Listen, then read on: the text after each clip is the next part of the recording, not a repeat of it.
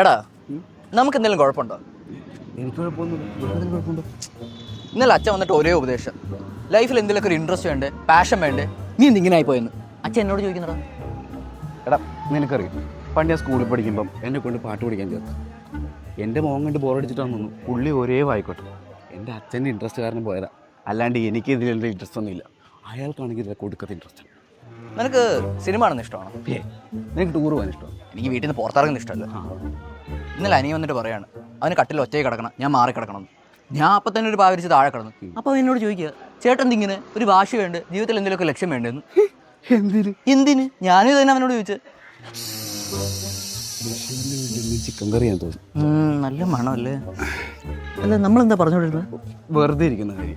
വെറുതെ ഇരിക്കുന്നത്. എടാ ഈ ജംഗ്ഷനിൽ എത്ര വണ്ടിക്കാർ വന്ന് വഴി വയ്ക്കുന്നത്, ഇതൊക്കെ ആര് പറഞ്ഞു കൊടുക്കുന്നത്? നമ്മളല്ലേ?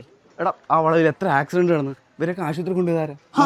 നമ്മൾ ജോലിക്ക് പോയതൊക്കെ ആര് ചെയ്യും? എടാ ഈ സമൂഹം എന്ന് പറഞ്ഞാൽ ജോലി ഉള്ളവരും ഇല്ലാത്തവരുമാണ്, കല്യാണം കഴിച്ചവരും കഴിക്കാത്തവരും, അങ്ങനെ എല്ലാവരും കൂടി ചേർന്നാണ് ഈ സമൂഹം.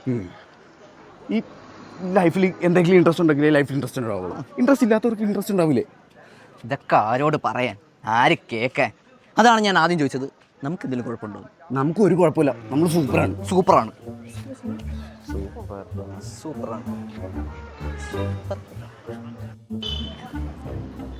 ഇൻട്രസ്റ്റ് ഇല്ലല്ലോ. നിനക്കറിയോ, ഞാൻ കടം പോലും മേടിക്കാറില്ല. എന്താ അത് ഇൻട്രസ്റ്റ് കൊടുക്കുന്നുണ്ട്. എനിക്കാണെങ്കിൽ ഒരു ഇൻട്രസ്റ്റ് ഇല്ല.